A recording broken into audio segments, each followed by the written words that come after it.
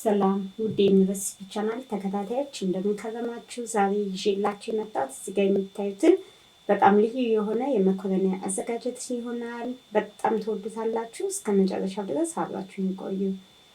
በመጀመሪያ ያው መኮረኒውን ነው የምቀቅለው። ውሃ ለመኮረኒ መቀቀያ የሚሆን አፈላለሁ። እኔ የተጠቀምኩት የመኮረኒ አይነት እዚህ ጋር የምታዩትን ነው። እናንተ ፓስታ መኮረኒ ያላችሁ ነገር ፓስታም ቢሆን መኮረኒ ቢሆን መጠቀም ትችላላችሁ። አሁን ውሃው ሲፈላልኝ ጨው ጨምራለሁ።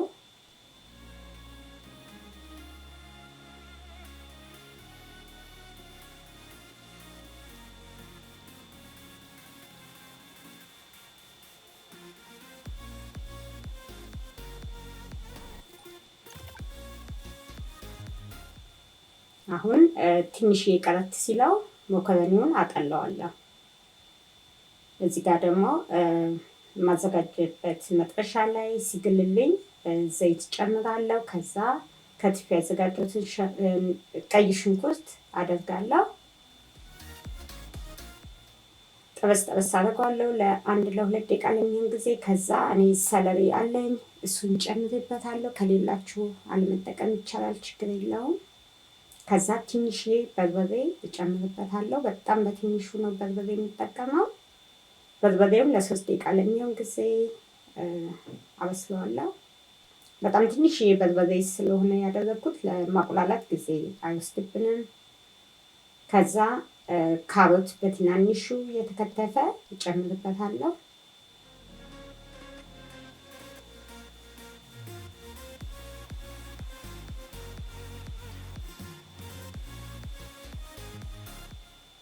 ያው ካሮቱን እንደዚህ ለ3 ደቂቃ ለሚሆን ጊዜ አንድ ላይ እንጠብሰዋለን። ከዛ የተፈጨ ነጭ ሽንኩርትና ዝንጅብል ትንሽዬ እጨምርበታለሁ። ያው የምትጠቀሙት ግብአት እንደምትጠቀሙት የመኮረኒ ብዛት ይለያያል። ብዙ ከሆነ የምትጠቀሙት ያው የምትጨምሩትን እያበዛችሁ መሄድ አለባችሁ ግብአቶቹን። እዚህ ጋር ጋራም ማሳላ የሚባል ቅመም ጨምሬያለሁ። በጣም ጣዕሙን ቆንጆ ያደርግልናል።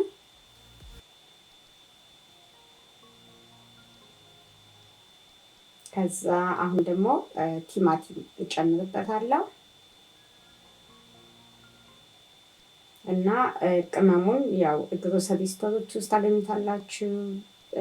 ወልማርትም ሳምስ ክለብም አለ እና በስፋት ደግሞ አማዞን ላይ በጣም ብዙ አለ።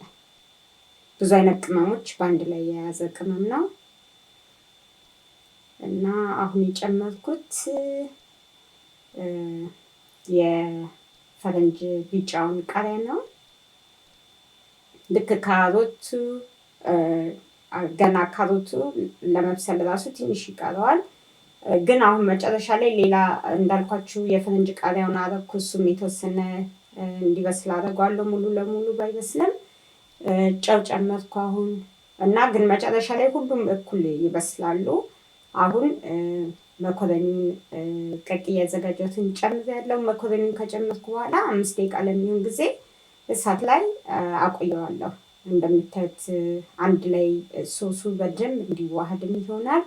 እንደዛ ሲሆን ልዩ ጣዕም ያመጣልናል እና እሳት ላይ ለ5 ደቂቃ በኋላ ነው ማወጣው ማለት ነው። መኮረኒውን ከጨመርኩ በኋላ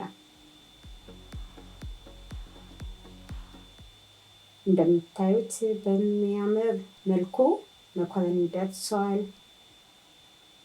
ሽታው ቃናው ራሱ በጣም ነው ደስ የሚለው።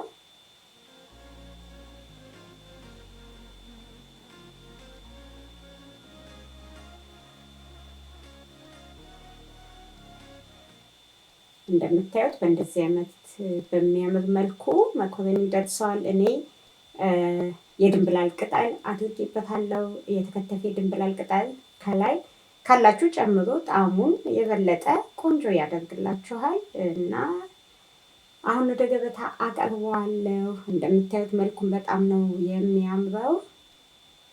ጣዕሙ ደግሞ ያው ልዩ ነው እና በእንደዚህ አይነት መልኩ አዘጋጅተን መኮረኒ መጠቀም እንችላለን።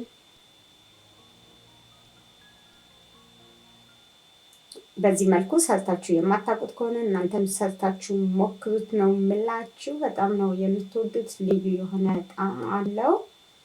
የተጠቀምኩት ቅመምም የተለየ ልዩ ጣዕም እንዲሰጠው አድርጎታል እና በእንደዚህ አይነት መልኩ ሰርታችሁ ሞክሩት እላለሁ። ስለተከታተላችሁ እጅግ በጣም ነው የማመሰግነው። ላይክ ማድረጋችሁ እንዳትረሱ። ሁሌም ስለምታበረታቱኝ በጣም ነው የማመሰግነው። እናንተም ሰርታችሁ ሞክሩት። በጣም በጣም እንደምትወዱት እርግጠኛ ነኝ። ሌላ ጊዜ በሌላ ስራ እስከምንገናኝ ድረስ ደህና ሁኑ።